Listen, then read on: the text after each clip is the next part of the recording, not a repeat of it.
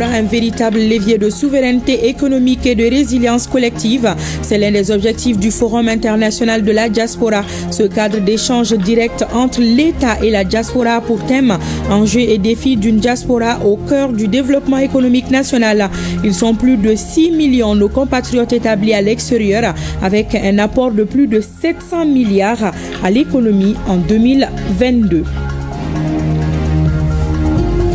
53,20%, c'est le pourcentage des admis à l'examen du DF, session de juin 2025. Un résultat légèrement en hausse par rapport à l'année dernière. Abibatou Konti Koulibaly, 15 ans, du Prytanée militaire de Kati, est la première nationale avec une moyenne de 18,72. Des scènes de joie et de tristesse des candidats à vivre dans ce journal. Lancement de la campagne nationale de chimioprévention du paludisme saisonnier, une campagne couplée au dépistage de la malnutrition chez les enfants. La campagne chimioprévention touchera plus de 4 millions d'enfants âgés de 3 à 59 ans. Le coût de la campagne est de plus de 7 milliards de francs CFA. C'est parti pour la 3e édition du programme Bamako City Tour 2025, une initiative de l'agence de promotion touristique du Mali. À bord des bus, les participants découvrent les trésors culturels et artistiques du Mali à Bamako et à l'intérieur du Mali pendant 3 mois. La cérémonie de lancement a eu lieu hier au Musée national en présence de plusieurs membres du gouvernement. Voilà pour les titres de ce 20h. Bonsoir et très heureuse de vous retrouver. Ils sont 65 millions, nos compatriotes établis à l'extérieur. Ils sont rattachés à la mère patrie. Ils contribuent à plus de 700 milliards de francs CFA à l'économie nationale, un chiffre qui date de 2022. La première édition du Forum international de la diaspora, qui s'est ouverte ce matin à Bamako, est une tribune qui vise à établir le lien entre la diaspora et les autorités du pays. Le thème est « Enjeux et défis d'une diaspora au cœur du développement économique national ». Pour le Premier ministre, le Forum international de la diaspora est un acte d'amour pour le Mali. Le Forum international de la diaspora, qui se tient en présence des ministres des Burkinabés et Nigériens établis à l'extérieur, s'inscrit dans le cadre opérationnel du plan d'action du gouvernement, période 2025-2026. Le reportage de Mamari Koné et de Aliou Touri. Avec des transferts formels de fonds estimés à 793 milliards de francs CFA en 2022, selon les données de la Banque centrale des États de l'Afrique de l'Ouest, BCEAO, les Maliens établis à l'extérieur apportent une contribution significative dans la construction nationale. Pour cette première édition du Forum international de la diaspora, plus de 500 participants sont venus de 77 pays d'Europe, d'Amérique du Nord, d'Afrique de l'Ouest et d'ailleurs. La diaspora constitue une ressource inestimable pour notre pays. Une diaspora qui participe activement depuis plusieurs décennies à la vie économique, sociale et culturelle de notre pays.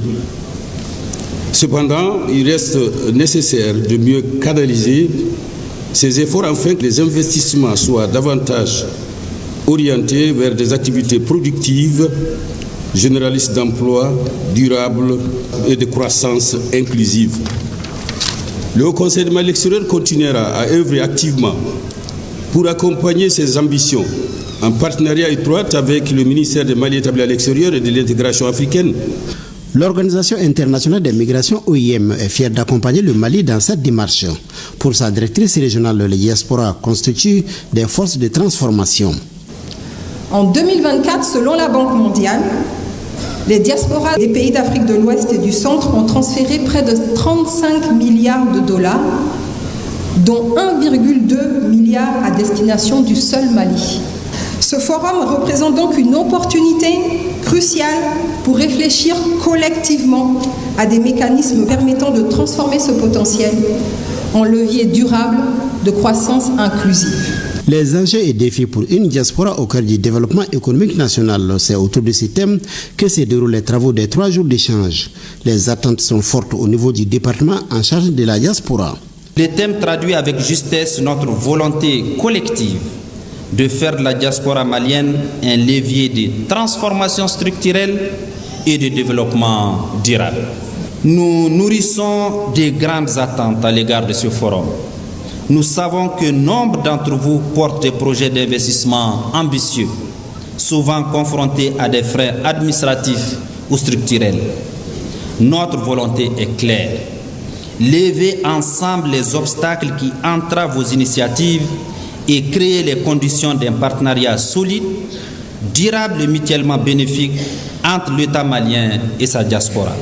Le Premier ministre qui a présidé la cérémonie d'ouverture a transmis aux participants les salutations et les encouragements du président de la transition, le général d'armée Assimi Goïta, parrain de l'activité et qui accorde une attention particulière à la diaspora malienne. Sous son leadership éclairé, notre pays a retrouvé la confiance en lui-même, l'audace d'imaginer son propre chemin et la force d'unir ses filles et fils où qu'ils se trouvent.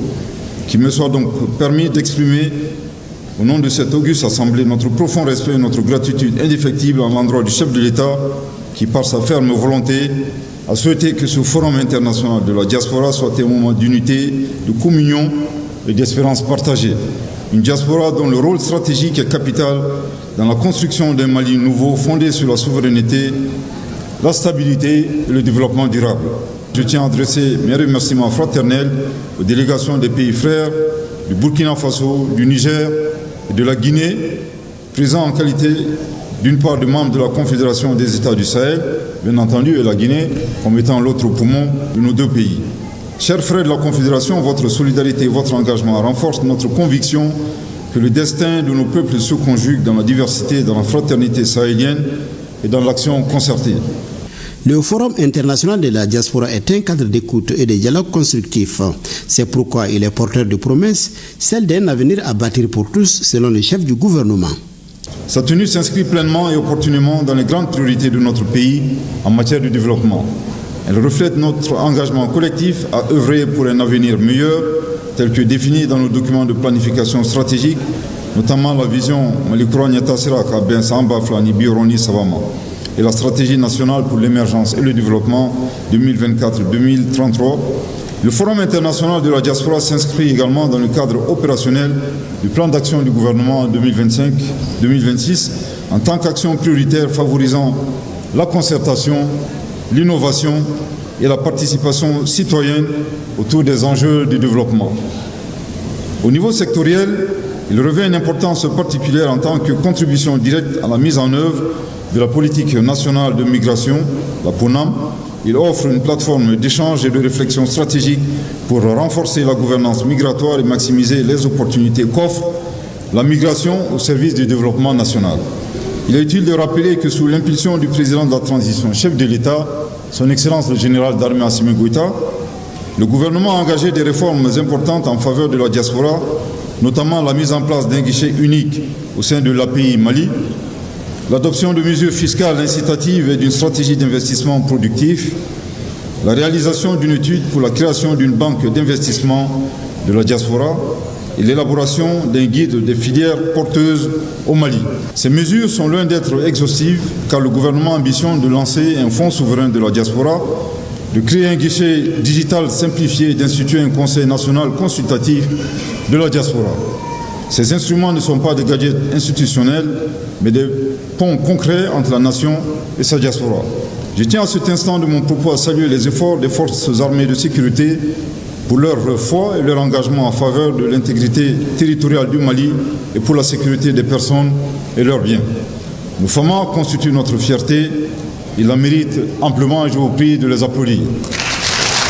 Le programme du forum s'articule autour de conférences, panels thématiques, ateliers et sessions de co-création. Après la cérémonie d'ouverture, le Premier ministre a visité les stands des différents partenaires de cette première édition du Forum international de la diaspora.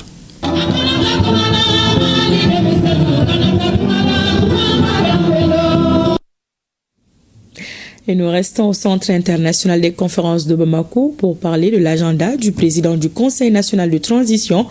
Le général de corps d'armée Malick Diaw a reçu en audience une délégation de la Commission nationale des droits de l'homme conduite par son président. Avec le président de l'organe législatif de la transition, les échanges ont porté sur la situation des droits de l'homme au Mali et l'application des textes. Je vous invite à écouter professeur Al-Kadri Diarra, président de la CNDH. Il est au micro de Tamsir Diabati. Ce fut une audience très fructueuse. Le président nous a rassurés de son accompagnement, de sa disponibilité et de celle de tous les autres honorables membres du CNT. Donc très prochainement, nous allons soumettre le rapport de la situation des droits de l'homme de 2024 qui va certainement faire l'objet d'un débat ici au Parlement. Donc aujourd'hui, nous partons très confiants et rassurés par les propos du président du CNT pour qu'enfin nous puissions tous comprendre que la protection des droits de l'homme est une responsabilité partagée car nul n'est à l'abri de la violation de ses droits. Aujourd'hui, notre pays est dans une situation exceptionnelle. Malgré cette situation, le pays a le statut A.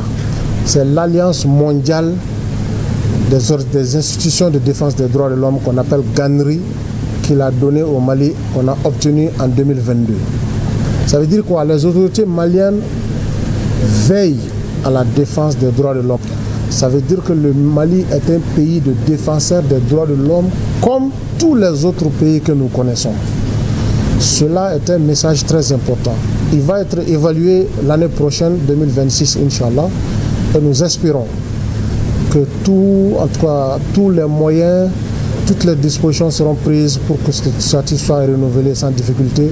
Et je crois que les signes sont tout à fait favorables pour cela. Abibatou Kanti Koulibaly du Prytanée militaire de Kati est la première nationale du DF à session de juin 2025. Âgée de 15 ans, elle a obtenu, tenez-vous bien, une moyenne de 18,72. Le taux d'admission au niveau national est de 53,20% contre un peu plus de 44% l'année dernière. Des résultats publiés ce matin qui ont laissé place à des scènes de joie pour les admis et de tristesse pour les ajournés. Notre équipe de reportage dirigée par Fadema Keïta a fait le tour de quelques centres suivants. C'est la joie manifeste devant les affichages chez la plupart. Ils sont donc 168 383 candidats à décrocher cette année 2025 le diplôme d'études fondamentales. Ce précis sésame ainsi obtenu leur ouvre les portes des études secondaires mais aussi techniques et professionnelles. Ces résultats qualifiés d'honorables sont les fruits de l'engagement citoyen et professionnel du personnel d'encadrement, mais également de tous les acteurs du monde de l'éducation. Ça a été bon. À la fois, oui, je suis admise. Je suis contente, je suis fière de moi. C'est vraiment un exploit de passer un examen. Je suis très, très fière de moi. Je suis émue aussi. Je remercie vraiment mon école et mes professeurs. Je suis satisfait au regard de ces résultats, en ce sens qu'il a connu un bond comparé à celui de l'an passé. Il a connu un bond de 8,59. Ceci est considérable comme progression. Le taux d'admission il est de 53,02% contre celui de l'an passé qui est de 44,43%. Nous sommes satisfaits de l'organisation et nous sommes également satisfaits du déroulement des cours, lequel déroulement des cours nous a permis d'atteindre ce résultat. Dans cette mouvance, c'est le Prytanée militaire de Kati qui se taille la part du lion. 120 candidats présentés, tous admis. Parmi les 10 premiers nationaux, 7 sont du Prytanée militaire, dont la première nationale, Abibatou Kanti Koulibaly, qui passe avec 18,72 de moyenne. Boubacar Sow et Ousmane Sogoba, avec respectivement 18,31 et 18,28 de moyenne, occupent la deuxième et troisième place au plan national. Également du Prytanée militaire. Je tiens tout d'abord à féliciter mes anciens, les anciens qui nous ont beaucoup épaulés et surtout, je tiens aussi à féliciter la 41e promotion pour ce 100% bien mérité. Les candidats qui n'ont pas eu cette année, je leur souhaite bon courage. Ils peuvent continuer de travailler. Ce n'est rien, l'échec fait partie de la vie. Et ceux qui ont reçu, félicitations à toutes. Le Centre national des examens et concours d'éducation facilite aux heureux candidats le retrait de leur attestation.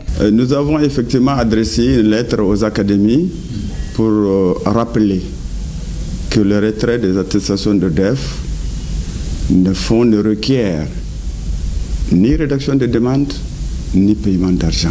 Et pourquoi nous avons souhaité que le retrait se fasse dans les écoles? C'est le directeur qui connaît les élèves, il connaît les parents. Donc il n'y a pas possibilité pour qu'il y ait retrait d'une attestation d'un élève par quelqu'un d'autre. Les attestations seront signées par les DECAP et cachées au niveau du CAP.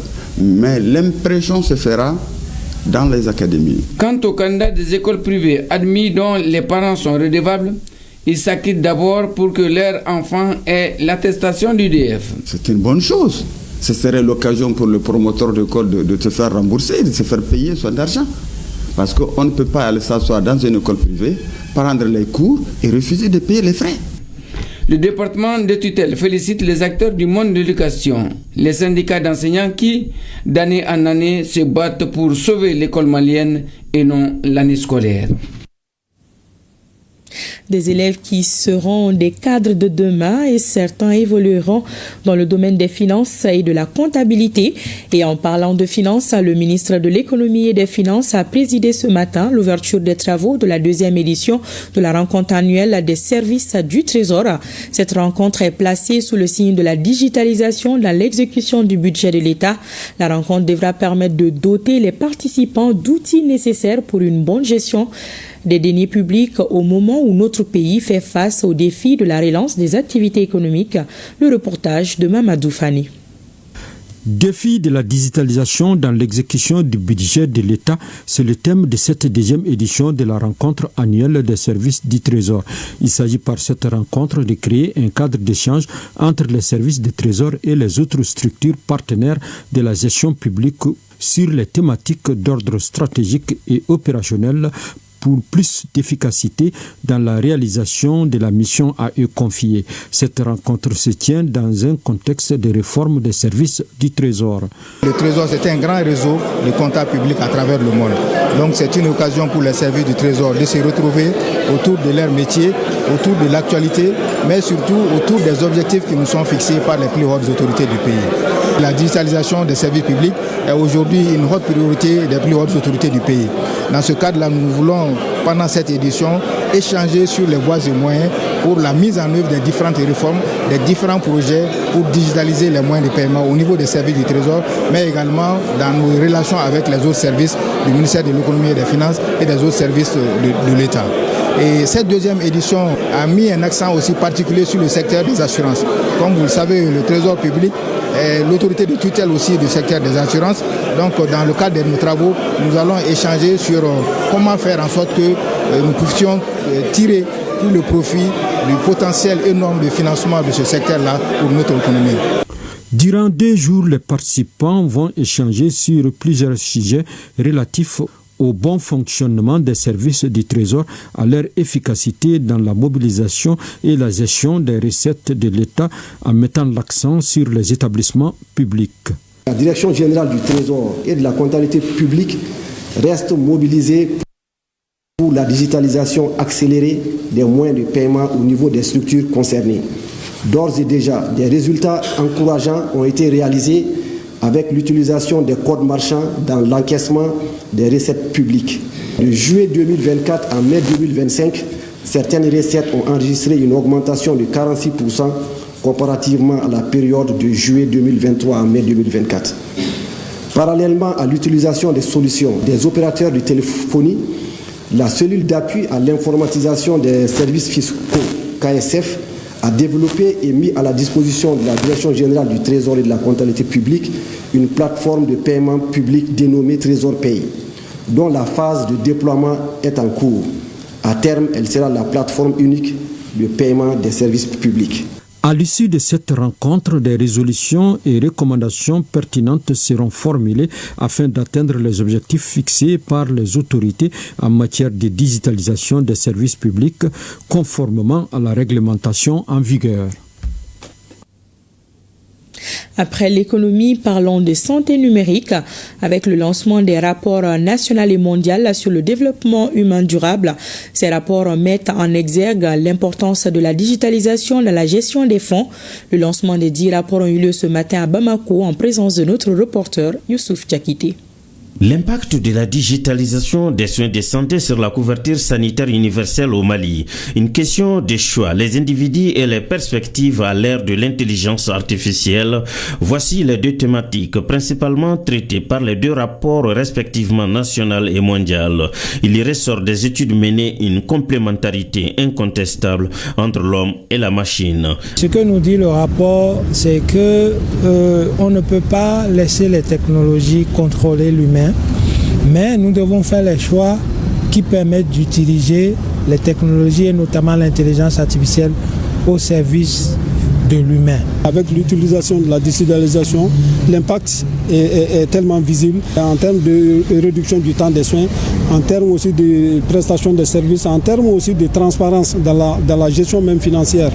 Selon le rapport national du développement humain durable version 2025, l'intégration des technologies numériques dans le secteur de la santé offre une perspective prometteuse pour l'amélioration de la couverture sanitaire universelle, une démarche saluée par les partenaires au développement. Le rapport mondial sur le développement humain nous invite à exploiter au mieux les possibilités d'accroissement du développement humain qu'offre l'intelligence artificielle de manière beaucoup plus inclusive, avec l'éthique qu'il faut et aussi de manière équitable. En effet, l'intelligence artificielle, surnommée la nouvelle électricité, est une technologie à usage général qui peut être intégrée dans presque tous les domaines dont la santé, l'agriculture, la finance, l'éducation, le transport et j'en passe. Il est indéniable, disent les autorités maliennes engagées sur la voie de la digitalisation, que le Mali dispose d'un terreau fertile pour faire de la santé numérique un pilier de son développement. Ces rapports constituent des instruments de sensibilisation et de plaidoyer à l'intention des différents publics cibles, décideurs, organismes de développement, collectivités territoriales, secteur privé, société civile, monde universitaire et médias. Le thème retenu pour le rapport mondial sur le développement humain porte sur une affaire de choix, individus et perspectives à l'ère de l'intelligence artificielle IA. L'édition 2025 des rapports nationaux et mondiaux fait ressortir des impacts tangibles de la santé digitale remarquables, surtout sur l'accès aux soins de santé, à la gestion hospitalière et à la réduction des coûts dans les localités bénéficiaires. Le Mali présente ses condoléances au président de la République du Nigeria, Bola Ahmed Tinubu, et au peuple nigérian suite au décès de l'ancien président Mahamadou Buhari le dimanche 13 juillet dernier. Au nom du président de la transition, le ministre des Affaires étrangères et de la coopération internationale a signé cet après-midi le livre de condoléances ouvert à l'ambassade du Nigeria pour l'occasion. Le reportage de Bemba Sibi. Le Mali rend hommage à l'ancien président du Nigeria, Mahamadou Buhari, décédé le 13 juillet dernier à Londres à l'âge de 82 ans. Ceci à travers le ministre des Affaires étrangères et de la coopération internationale, Abdoulaye Diop, au nom du président de la transition, est venu signer le livre de doléances ouvert à l'ambassade du Nigeria à Bamako pour la circonstance. Il a partagé toute l'affliction du Mali en cette douloureuse circonstance. Au nom de son Excellence, le général d'armée Assimi Goïta, président de la transition, chef de l'État, du gouvernement et du peuple du Mali, je réitère nos condoléances émues au gouvernement et au peuple frère du Nigeria, ainsi qu'à la famille durement éprouvée de l'illustre disparu. Occasion pour le ministre Diop de rappeler les valeurs que le président Buhari incarnait, un moment empreint d'émotion. Le président Buhari a durablement et positivement marqué la vie publique, politique et sociale du Nigeria et au-delà. Le Mali garde le souvenir d'un homme pétri de valeurs humaines, un visionnaire aux qualités reconnues d'homme d'État, épris de nobles idéaux de paix, de solidarité et de justice sociale. Pour rappel, Mahamadou Buhari, né le 17 décembre 1942 à Dora au Nigeria, est un militaire et homme d'État nigérian. Il a présidé aux destinées de son pays à 2 reprises, de 1983 à 1985 et de 2015 à 2023. Que de la paix pour son âme. L'Office de radio-télévision du Mali entame un nouveau tournant de son histoire, marqué notamment par notre appartenance à la Confédération des États du Sahel. La structure a tenu ce matin la 56e session du conseil d'administration. À l'ouverture des travaux, le président du conseil d'administration a insisté sur le sens de la responsabilité et la rigueur. Alamdou Aguilien a rassuré la direction de l'ORTM de l'accompagnement du département afin de faire face aux nombreux défis auxquels la structure fait face. Il s'agit notamment de la mobilisation des ressources financières. Plus de détails avec Alousseni Touri. Dès l'entame de son propos, le ministre en charge de la communication, non moins président du conseil d'administration de l'Office, invitait les administrateurs à redoubler d'ardeur pour faire face aux nombreux défis qui pointent à l'horizon. Une exhortation à l'action et à la responsabilité. L'occasion nous est donnée de prendre des décisions stratégiques de haute importance pour relever les multiples défis qui se posent à l'ORTM. ORTM, dont vous connaissez tous ici l'importance et la sensibilité. Je vous souhaite que nos échanges se déroulent dans un esprit de responsabilité, de rigueur, de collaboration parfaite. L'engagement et l'expertise de chacun de vous sont essentiels pour amener à des choix pertinents et porteurs. Une collaboration qui sera déjà utile pour éplucher et valider les différents documents sur la table des administrateurs du conseil d'administration de l'ORTM. Cette 56e session est essentiellement consacrée à l'examen et à l'adoption du procès verbal de la 55e session ordinaire, à l'évaluation des tâches assignées à la direction générale, à l'examen du projet de rapport d'activité 2024, du projet de budget, du rapport du budget au 31 décembre 2024, du projet de rapport d'exécution du budget au 31 mai 2025, de la situation des dettes sociales et fiscales 2024 et enfin la situation des dettes sociales et fiscales 2025. L'ORTM traverse certes des moments difficiles, mais ces difficultés ne l'ont pas empêché de remplir à souhait la mission à elle dévolue. En témoigne la couverture satisfaisante des événements de haute portée qui ont marqué la période écoulée. Dans le même temps, nous faisons face à une augmentation croissante des sollicitations et une exigence accrue sur la qualité du service. La redevance radio-TV, censée booster les finances de l'ORTM au départ, n'a nullement comblé nos attentes. Les résultats obtenus sont nettement en deçà de nos objectifs. Soyez assurés que mon département continuera à soutenir les efforts de la direction générale que je salue en vue de lever ces défis. À ces difficultés s'ajoute celle de la crise énergétique.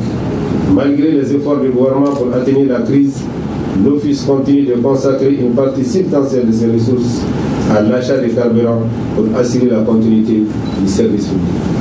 L'ORTM est également au front pour l'intégration des peuples à travers la création et l'animation d'une page spéciale AES dans les journaux d'information, une volonté de rendre visibles les actions de nos dirigeants et de nos peuples de l'AES. Les missions de haute importance de son Excellence, le général d'armée Assimi Goïta, président de la transition chef de l'État, ont été largement couverts, tout comme le plan d'action du gouvernement 2025-2026, présenté par le Premier ministre et adopté par le Conseil national de la transition en mai dernier. Dans la même dynamique, la 3e édition de l'émission Malikura Tassira poursuit le travail d'explication des activités gouvernementales au quotidien.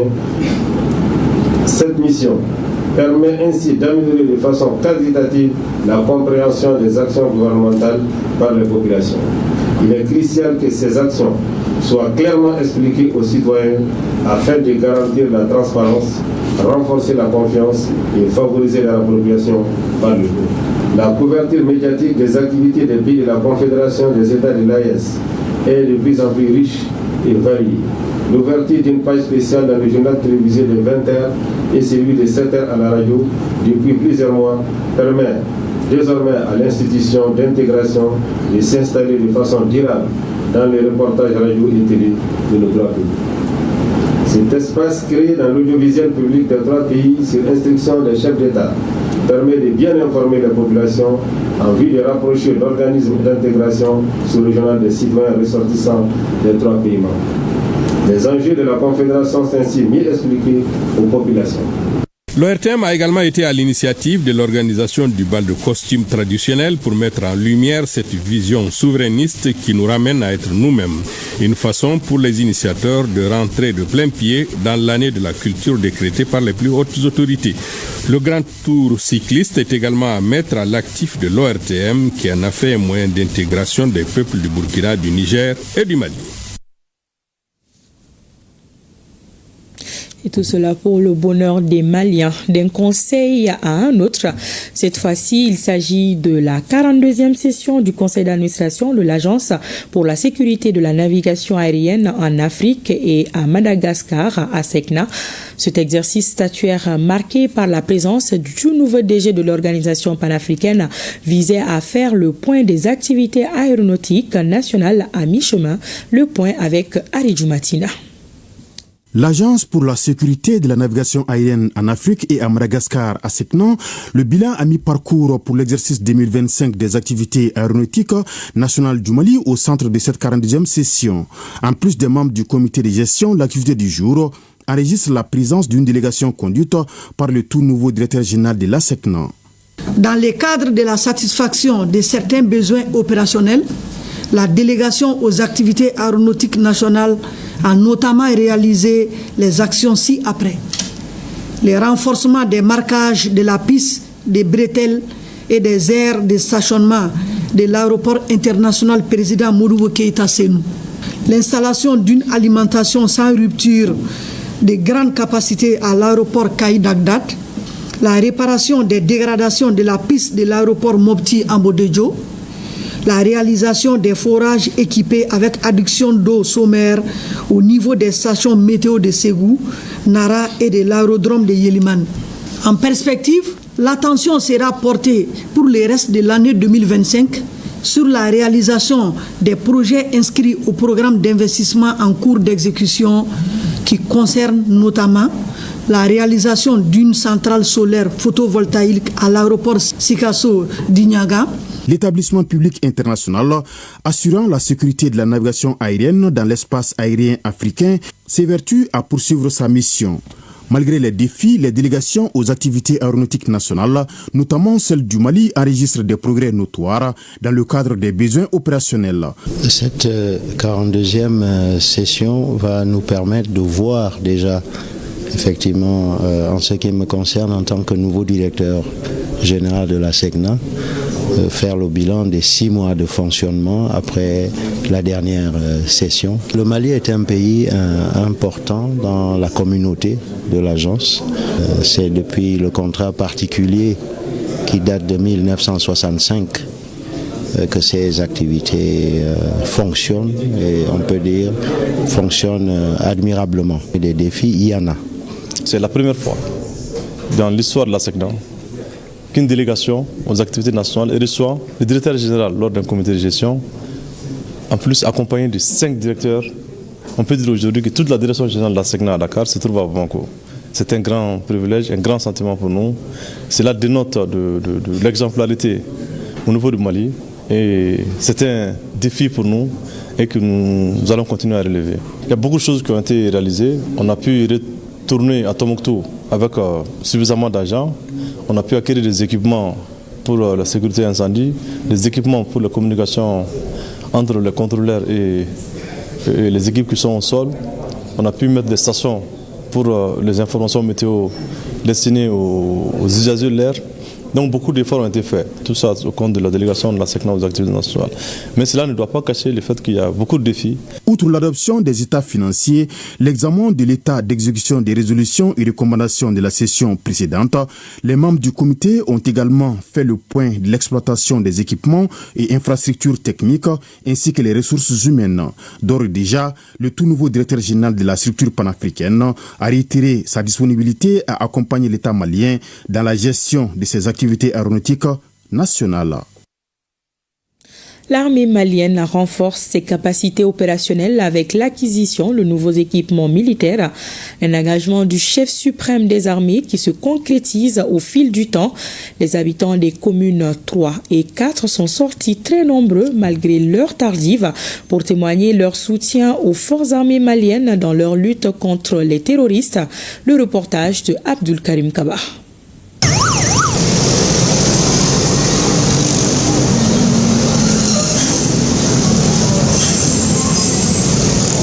Renforcer la lutte contre le terrorisme, eh bien, le Mali renforce ses capacités opérationnelles grâce en tout cas à la volonté des autorités de la transition, notamment le général d'armée Assimi Goïta. En témoigne l'arrivée de ces matériels. Qu'est-ce qu'il pense de l'arrivée de ces matériels pour lutter contre le terrorisme dans notre pays? Monsieur, bonsoir. Alors, comment vous trouvez l'acquisition de ces matériels-là? C'est une bonne nouvelle, c'est un plaisir. On est de plus en plus fiers de notre armée et on est confiant. On leur accorde tout notre soutien moral et physique, matériel. Les Maliens sont déterminés en tout cas à soutenir leur armée. C'est pourquoi la mobilisation est de taille. En témoigne bien, cette mobilisation et ce soutien patriotique des peuples du Mali. En témoigne cette mobilisation malgré leur tardif. Vraiment, nous sommes allés au Kodjougou. Wallahi, nous sommes allés au Albi à la armée demain. Albi à la armée demain. À la armée Tanya. À la armée Tanya. À la armée Tanya. Que pensez-vous de cette que direz-vous sur toute la transition? Non, amour fait venir. Midlam Benela, ne Mali fo. Kanga fama fo ku walimando ka asimi yere fo ala kula kanda ala sala ka Mali ntanye ala kana Mali ntago jugu be Mali ko ala ka be fa kelengele ala ka here ke Mali fama munu ba an kokoro wala ala nkira barga ala ka here ko ala kula kanda ala nkira bar. Ces équipements reçus sont composés de véhicules blindés tout-terrain dotés de mitrailleuses, des camions logistiques, des citernes à eau, des citernes à carburant et des camions d'allègement. Ces matériels répondent au souci du commandement militaire à assurer une efficacité opérationnelle tout en ayant le souci de la protection du peuple. Ces équipements seront employés selon les besoins et les spécificités des unités engagées et ils seront d'un grand apport dans la lutte contre le terrorisme, la criminalité organisée, l'insécurité et le banditisme. C'est donc avec fierté, abnégation que les Bamakois ont accueilli ces matériels.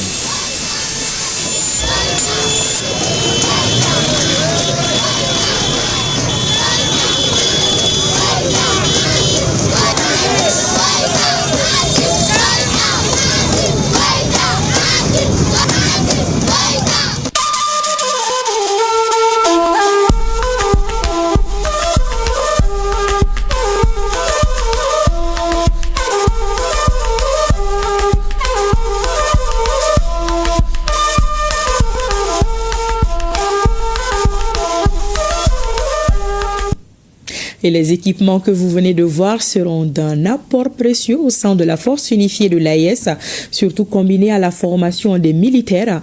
C'est le cas au Niger où le ministre d'État, ministre de la Défense nationale, le général d'armée Salifou Modi, a présidé hier à l'école militaire supérieure du Niger la cérémonie solennelle de fin de stage de la 4e promotion de l'école d'état-major. Ils sont au total 35 officiers, dont un du Burkina Faso et 2 du Mali, qui viennent ainsi renforcer les rangs des armées de leur pays respectifs en tant qu'officiers traitants ou rédacteurs au sein des cellules des différents types d'état-major organiques ou opérationnels. Le reportage de nos confrères de la télévision nigérienne Amadou Toudjani Oumarou et Oussoufi Samaïla. Après l'hymne national, à l'occasion des honneurs qui lui sont rendus par un détachement militaire à son arrivée à l'école militaire supérieure, les ministres d'État, ministres de la Défense nationale, le général d'armée Salifou Modi a pris part à la cérémonie solennelle de fin de stage de la 4e promotion de l'école d'état-major.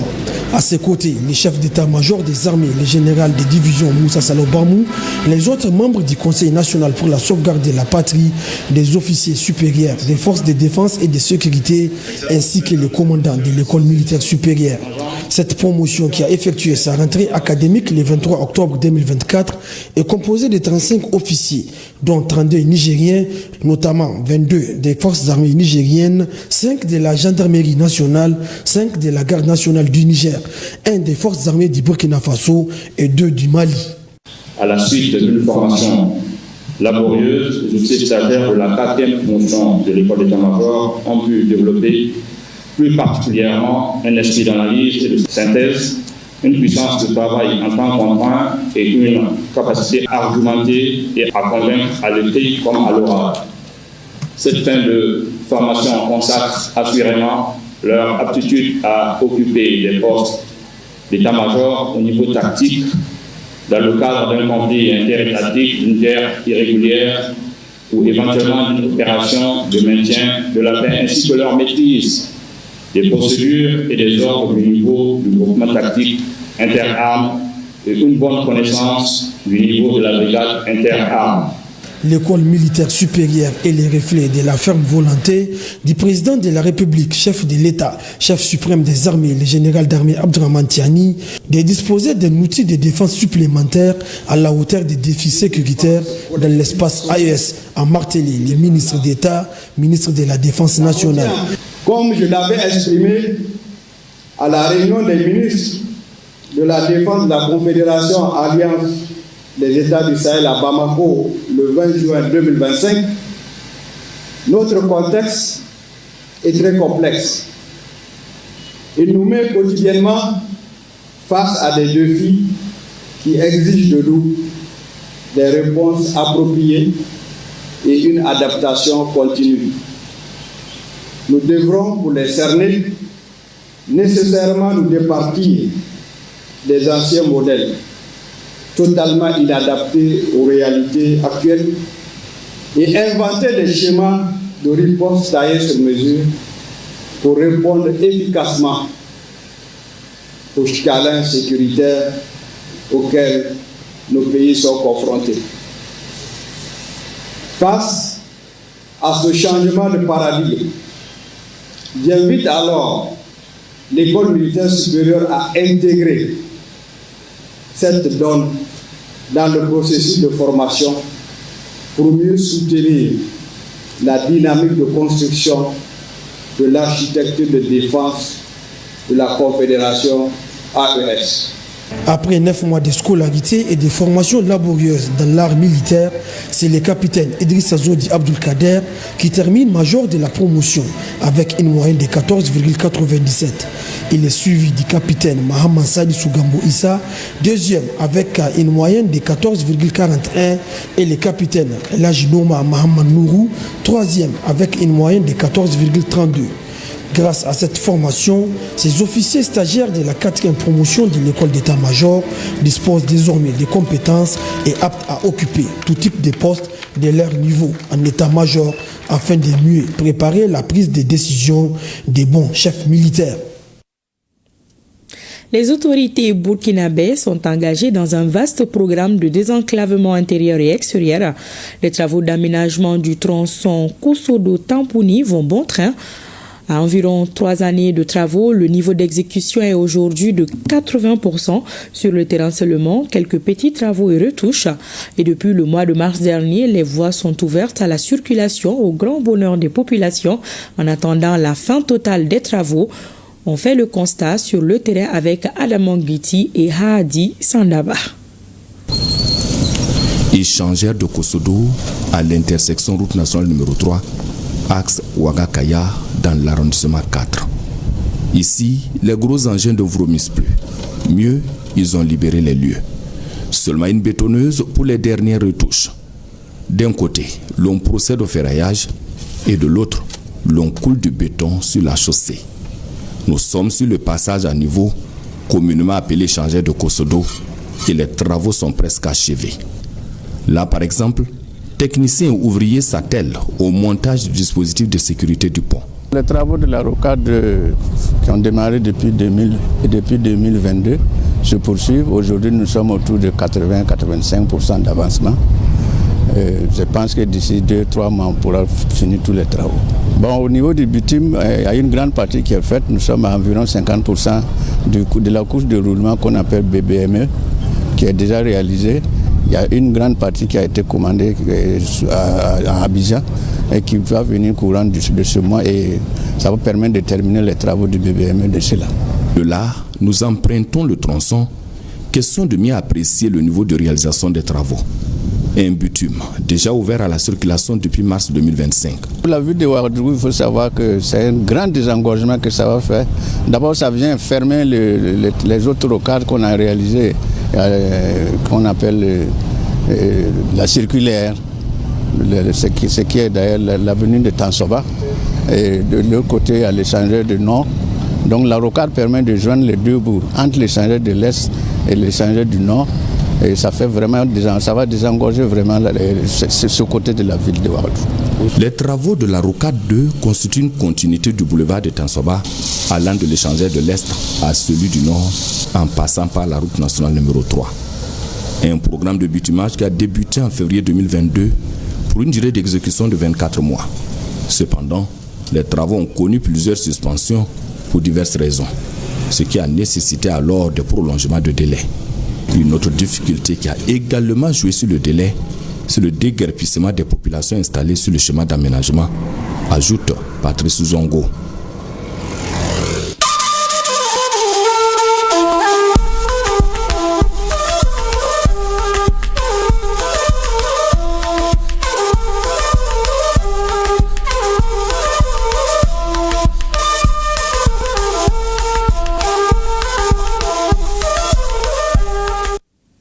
Avec une dizaine d'articles modifiés, la nouvelle charte de la transition est entrée en vigueur le 8 juillet dernier, suite à sa promulgation par le président de la transition.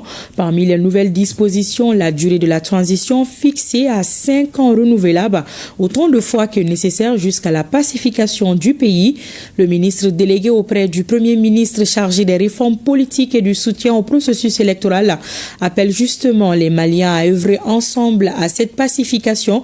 C'est dans un numéro spécial de l'invité de la semaine à suivre ce soir dans nos programmes. Je vous propose d'ailleurs de suivre un extrait de cet entretien. C'est l'appel que je vais lancer au peuple malien au nom du président de la transition, chef de l'État et du Premier ministre que je représente ici, c'est de comprendre que c'est la nécessité qui fait qu'on est dans ces situations-là, comme on appelle, d'avoir un horizon temporel, parce qu'on est face à des défis majeurs.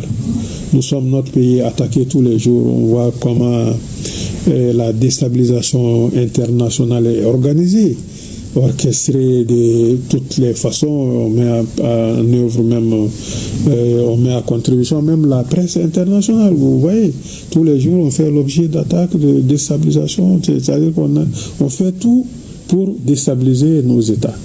Et c'est la raison pour laquelle les Maliens doivent comprendre la nécessité vraiment de pacifier le pays, que tout le monde concourt à cette pacification. Si les gens veulent qu'on aille aux élections, moi je pense que le défi est lancé, puisque la question c'est de pacifier le pays. Donc que les gens vraiment se donnent la main, et en tout cas les pouvoirs publics n'attendent que ça. Et la préoccupation du président, ça a toujours été l'inclusivité, la co-construction, et tous les Maliens comptent pour la réussite de cette phase de transition. Et la réussite de cette phase de transition va permettre de consolider notre état de droit. Voilà l'invité de la semaine à suivre après Malikoura Tassira. Le ministre de la Santé et du Développement social a présidé ce matin à Sanangoroba le lancement de la campagne nationale de chimioprévention du paludisme saisonnier, une campagne couplée au dépistage de la malnutrition chez les enfants de 3 à 59 ans. Selon le rapport 2024 de l'OMS, 263 millions de cas de paludisme ont été enregistrés avec environ 597 000 décès en 2023. La campagne chimioprévention 2025 touchera plus de 4 millions d'enfants âgés de 3 à 59 ans. Le coût de la campagne est de plus de 7 milliards de francs CFA. Aïssata Saliou Maïga pour plus de précisions. L'administration de la première dose de la sulfatoxine, pyritamine et de l'amodiaquine par le colonel Assaba Diallo Touré au petit garçon chaque amité âgé de 2 ans donne ainsi le temps à la campagne 2025 de chimioprévention du paludisme saisonnier chez les enfants de 3 à 59 mois.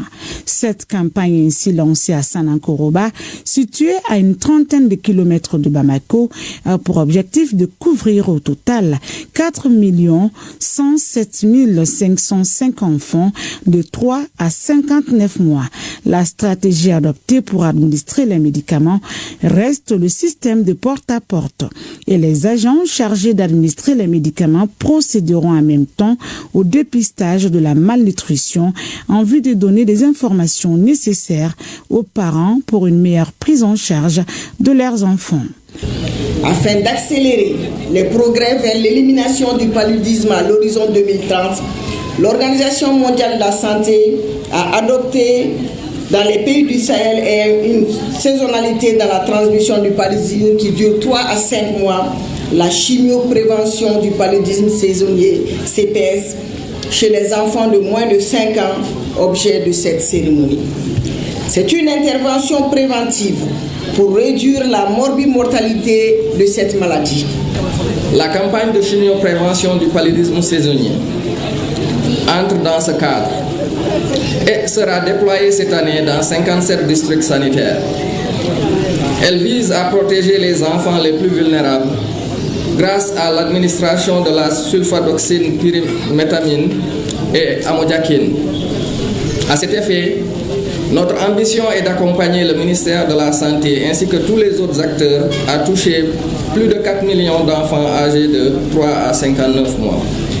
Le choix de la commune de Sanangourouba pour ce lancement national est un honneur, mais aussi un défi, car il s'agit d'user de tous nos moyens et tous nos efforts pour mettre en pratique les 2 méthodes de traitement préventif. À noter que la présente campagne de chimioprévention du paludisme saisonnier, qui sera menée dans 57 districts sanitaires, coûtera à l'État et ses partenaires comme le Fonds mondial, le Catholic Relief Service, la bagatelle de 7 145 383 926 de francs CFA. Je vous l'annonçais il y a un instant, c'est parti pour la 3e édition du programme Bamako City Tour 2025, l'initiative de l'agence de promotion touristique du Mali. À bord des bus, les participants découvrent les trésors culturels et artistiques du Mali à Bamako et à l'intérieur du Mali pendant 3 mois. La cérémonie de lancement a eu lieu hier au Musée national en présence de plusieurs membres du gouvernement. Rien n'a manqué à Mariam Koulibaly. Après le triomphe de l'édition 2023 qui a attiré près de 20 000 visiteurs, le City Tour reprend cette année avec une vigueur renouvelée et une ambition clairement affirmée. Augmenter encore le nombre de participants tout en consolidant son impact sur la scène touristique. Cette année, nos projections tablent sur 25 000 participants. Comme vous le savez, les éditions antérieures ont mobilisé beaucoup plus de personnes. Nous avons enregistré 20 000 personnes en 2023.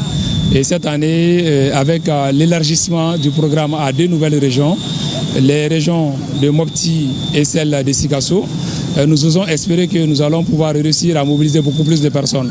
Le programme, qui s'étendra du 16 juillet au 28 septembre, invite les visiteurs à découvrir plus d'une centaine de sites emblématiques dans la capitale Bamako, les régions de Kaï, Ségou, Sikasso et Mopti. Nous n'avons pas une grande culture touristique au Mali, mais nous sommes dans la mesure où aujourd'hui c'est le tourisme national qu'on est en train de promouvoir. Nous faisons en sorte que le Malien puisse avoir cette culture, que le Malien puisse comprendre que aujourd'hui nous avons besoin d'être nous-mêmes les touristes de notre pays. L'UNESCO reste pleinement engagée aux côtés du Mali pour que la culture et le patrimoine ne soient pas relégués à la marge, mais reconnus à leur juste valeur comme des piliers fondamentaux de la paix, de l'éducation et du développement. Le programme trouve son point de départ au Musée national, véritable témoin de l'histoire du Mali, avant de poursuivre son chemin vers le monument de l'indépendance, symbole d'un passé glorieux et d'une souveraineté retrouvée. Un itinéraire ambitieux à la hauteur des enjeux que ce projet entend relever. Comme le président du Mali, le général d'armée Assimi Goïta, a bien voulu décrété cette année avec la vision historique. Il nous a instruit de travailler sur le Made in Mali, sur la consommation locale du Mali, la consommation de nos produits locaux. Et je pense que ce projet est en lien avec cette vision du chef de l'État de consommer malien. Désormais, c'est à la jeunesse malienne qu'il revient de se saisir pleinement de cette occasion unique afin de faire de ces vacances non seulement une évasion plaisante, mais aussi une immersion profonde et enrichissante dans le patrimoine vivant de leur nation. Voilà le City Tour, une belle expérience à vivre absolument. La famille judiciaire s'agrandit. 114 auditeurs de justice ont prêté serment ce matin à la cour d'appel de Bamako. Ils sont composés de 80 auditeurs de l'ordre judiciaire, 20 auditeurs de justice de l'ordre administratif, 14 auditeurs de justice militaire. Devant le président de la cour, et à tour de rôle, chaque auditeur de justice a juré d'honorer son serment. Ils ont aussi juré d'honorer leur mission avec honnêteté, impartialité et intégrité. Le président de la Cour est largement revenu sur l'importance du serment dans la profession. Il a aussi invité les jeunes auditeurs à faire preuve d'écoute, d'indépendance et de responsabilité. Auparavant, la Cour avait observé une minute de silence en la mémoire de Dassé Kane, auditeur de justice de l'ordre administratif, décédé le 7 juillet dernier. C'est un coup dur pour les producteurs en 3e région.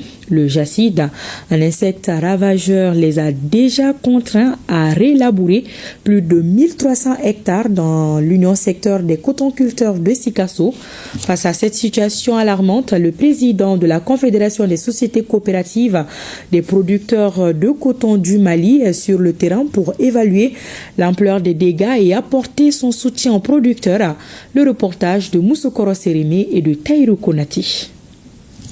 Sur cette parcelle de 5 hectares appartenant à Bazoumana Ouattara, cotonculteur à Kadjoulou, l'espoir d'une bonne récolte semble déjà compromis.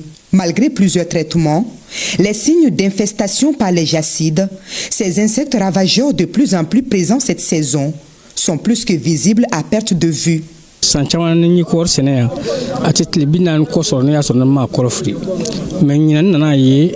depuis le 10 kada kase bimamba ka ya tiboyara ni kuna funu di secrétaire ma ngo ita fo ko bana bala poson do tene salo wona na kuma shaya ko da wi nanonji ante flala zakobia wako zakobia wi nanoyi o be mingel yala amanya da tu chogmi o yo nya dron le fonote ni kala mumu no man nanoyi ko bo chambele. Comme Bazoumana Ouattara, ils sont des milliers de producteurs à faire face à la même menace. Une situation qui a conduit à Sikasso cette mission nationale des membres des 44 unions secteurs de la Confédération des sociétés coopératives des producteurs de coton. La délégation est venue constater de visu les réalités du terrain en pleine campagne agricole et prêter une oreille attentive aux préoccupations des producteurs en vue d'envisager ensemble des solutions durables. Effectivement, o chama sorla ka foko abenga fula ka jolo ka yere nyimana ulu ye kenen mi ngana ya usala ka 90% sene mais jasir ba 60% na o te cheni ya o koroba jira fenti sorola ne dunna na ya shiria anye doye yamfe ankla ka na ya parce que angu ye bagaji do ci nasu do ci nubi sakoro mi o molekele do donc ana la je ka soro ay don ka la me amase ka banko se bako Sénégal même mi fo nyelo ka sabari ou y'a fo chugna anu be hakilakilna parce que kara ko kono ka foko ulu torla ka nyetala o di torindi en français ulu tis no anti se ka sno nere ka siga so fédération na bi hectare damire labourer la ka ba banan ko so ka fo arrête ka mago nyabli hectare bakle ani kamesa ba ani ko yaro ko ni o egele abai donc vraiment wole ma da candido ka nyeshi fem bi se ki dado konuna wala san an ka campagne bi se ka sauver parce que an sigilen do kor kan soro da congrès chita an molo ni kor konte kor ye fait abe an cikalaw nafa abe chemnete nafa abe gouvernement yere nafa La visite de terrain est suivie d'une assemblée générale au cours de laquelle les défis de la filière coton sont largement débattus. Producteurs, Union régionale, CMDT et Coordination nationale se disent déterminés à sauver la campagne en cours, mais à condition que les décisions à venir prennent en compte les réalités vécues. Folo an san sanga korwar be retard la san flana e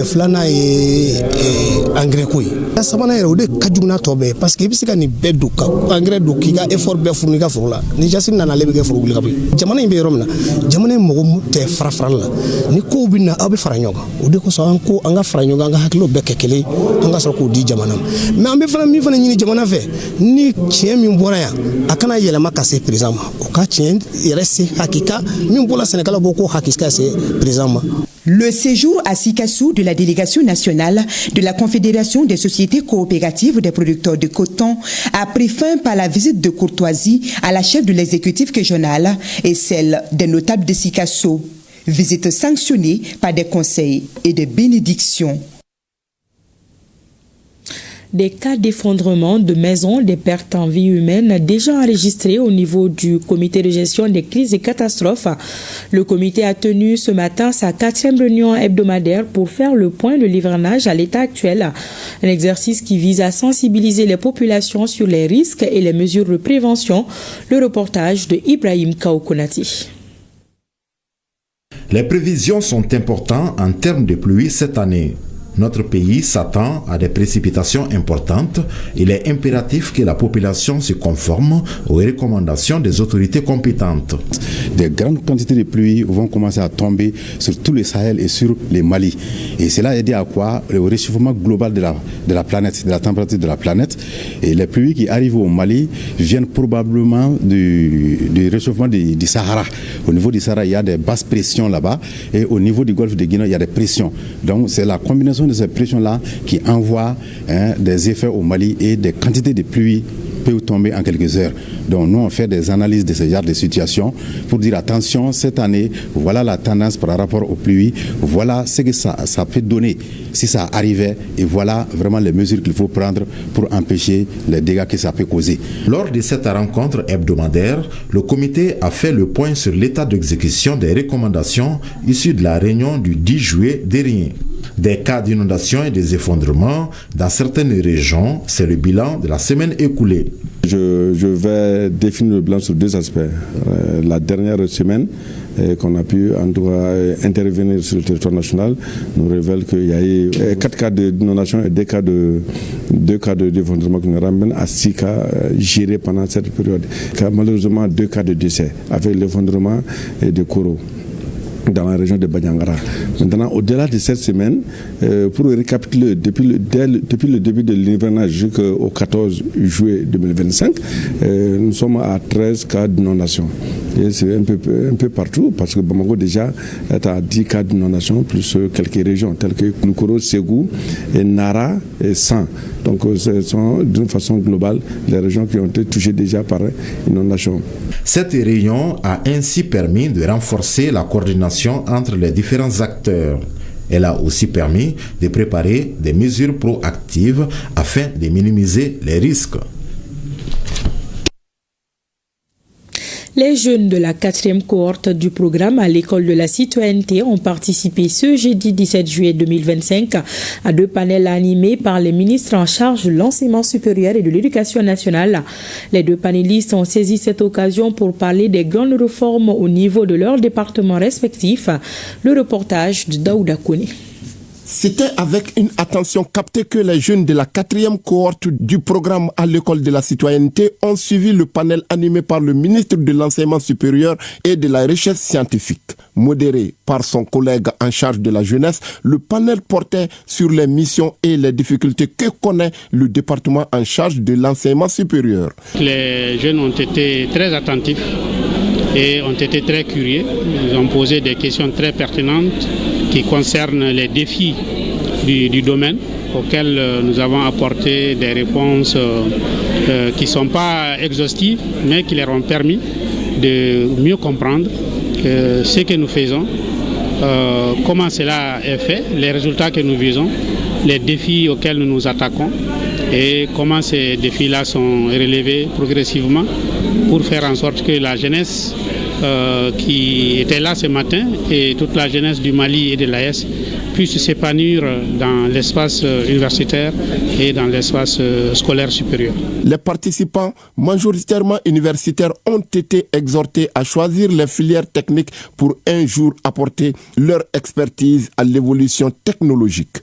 Donc tout ceci est de nature à aider les jeunes à s'engager davantage pour transformer nos pays et pour contribuer à la résolution de tous les défis que l'AES connaît. Je suis très confiant par rapport à cette jeunesse qui, j'en suis sûr, va être porteuse du narratif, en tout cas pour ce qui nous concerne, sur notre crise, sur notre vie, n'est-ce pas, pour contrer tous les autres narratifs négatifs qui nous viennent de l'extérieur et qui tentent d'imposer une vision du monde qui n'est pas du tout la nôtre.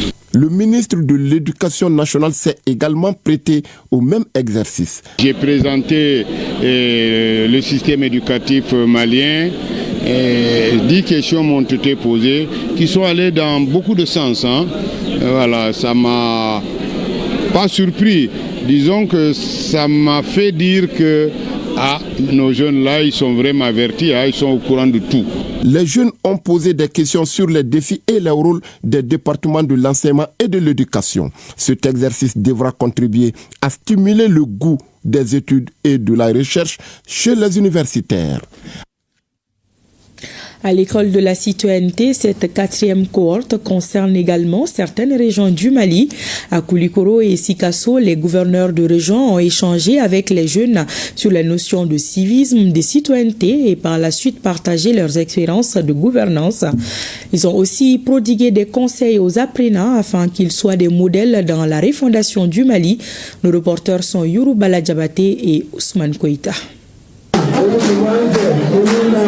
En ce 6e jour du camp des jeunes à l'école de la citoyenneté, le chef de l'exécutif régional, le colonel Lamine Kapori Sanogo, accompagné de sa délégation, a rendu une visite aux jeunes et à leurs encadreurs. Occasion pour lui de s'imprégner des conditions d'hébergement et le moral de ces jeunes venus des régions de Douala, de Nara et de Koulikoro. Une visite appréciée par les jeunes. Donc je qualifie ça comme sa détermination pour le développement de sa région et pour le développement de la jeunesse. Le gouverneur Lamine Kapori Sanogo, un bon éducateur, a partagé ses expériences de vie avec les jeunes. L'objet de ma visite, c'était pour leur partager ma petite expérience de la vie. Je leur parle de deux choses principalement. L'incertitude dans la vie. La vie est incertaine et tout est fragile dans la vie. Et le Mali l'est également aujourd'hui. Et nous avons besoin du soutien, de l'accompagnement de la jeunesse. Et c'est pour elle que nous nous battons. Et aussi, je les ai invités à comprendre que la vie est une renaissance perpétuelle. On définit à l'avance ce qu'on voudrait devenir. Mais pour l'atteindre, je pense qu'il faut réfléchir aux moyens qu'il faut, nécessairement. Et avant d'atteindre ces objectifs-là, je pense qu'on trébuche, des fois on ne tombe pas, on tombe, mais il faut qu'on ait le courage de se relever. Le dernier conseil que je leur ai prodigué est d'être des courroies de transmission aux autres jeunes des 3 régions qui n'ont pas eu la chance d'être là aujourd'hui. Cette visite s'est achevée dans une belle ambiance où la joie de vivre s'est invitée, ce bonheur inoubliable partagé par tous. Inculquer aux jeunes les valeurs fondamentales de la République, à savoir le civisme, la solidarité, la discipline et le respect des institutions, c'est l'objectif de l'école de la citoyenneté, une initiative du ministère de la Jeunesse et des Sports. C'est pour s'enquérir des conditions de vie et de travail de ces jeunes et leur encadrement que la chef de l'exécutif régional a rendu une visite de courtoisie aux 200 jeunes des corps de Sikasso, Bougouni et Koutchala. Nous sommes là ce matin avec les autorités administratives, les forces de défense et de sécurité pour venir visiter nos enfants. Et je vois déjà un engagement sur le visage de ces jeunes. Et ils seront un relais entre les autorités du pays et les autres jeunes qui n'ont pas eu la chance de participer à ces camps. La visite du gouverneur a débuté par la traditionnelle montée des couleurs, moment solennel de respect au symbole de la République auquel les participants ont pris part avec engagement. S'adressant ensuite aux jeunes, La chef de l'exécutif régional a salué l'initiative du département de tutelle et a exhorté les participants à tirer le meilleur de cette formation. Le message pour les jeunes, c'est de bien suivre les outils qui seront dispensés. Pas seulement de suivre et de les pratiquer dans la vie courante. Et aussi, au sortir de ces camps, d'être vraiment des citoyens modèles. L'école de la citoyenneté, prévue pour 10 jours, alterne formation, assainissement, visites touristiques, reboisement et activités sportives. Le tout encadré par des formateurs expérimentés. Un mot de sport, CAN féminine Maroc 2024. Les quarts de finale débutent demain vendredi 18 juillet 2025. Le Mali sera face au Maroc, pays organisateur à 19h temps universel. Avant la rencontre, le sélectionneur malien Mohamed Saloum Hussein et l'attaquante des Aigles Dames Aïssata Traoré, dite Senou, étaient devant la presse pour la traditionnelle conférence de presse d'avant-match. Ils se disent optimistes. Ils sont au micro de nos envoyés spéciaux au Maroc, Assa Soumaré et Oumar Traoré. La phase de poule est terminée et nous entamons maintenant la phase d'élimination directe. Il n'y a pas de calcul. Nous sommes conscients de cela. Nous sommes préparés. On verra ce qui va se passer. Maintenant, quant à l'équipe du Maroc, c'est une équipe joueuse. On connaît cette équipe. Nous les avons rencontrés plusieurs fois. Et la dernière date en 2024, et ça s'est soldé 1-0. Je pense que c'est les mêmes éléments qui sont là. Ce match du quart de finale, nous savons bien que c'est une équipe joueuse qui ne lâche rien, qui croit en elle. Nous saurons comment pouvoir les contrer, vu leurs forces et également sur leurs faiblesses. Nous, de notre côté, on reste sereine, préparer ce match et nous resterons focus que sur nous. L'équipe adverse, on la connaît, elles nous connaissent aussi, donc on ne va pas trop travailler sur elle. Nous jouons. En fait, l'adversaire, c'est nous-mêmes. C'est les limites que nous allons nous poser nous-mêmes qui feront que ça pourra basculer de notre côté ou bien de leur côté. Mais nous, de notre côté, on a beaucoup plus d'envie. On est motivé, on a envie de se racheter par rapport au résultat du dernier match. Et bonne chance aux dames. C'est la fin de cette édition. Merci de votre attention. Pensée spéciale à nos femmes. Bonsoir.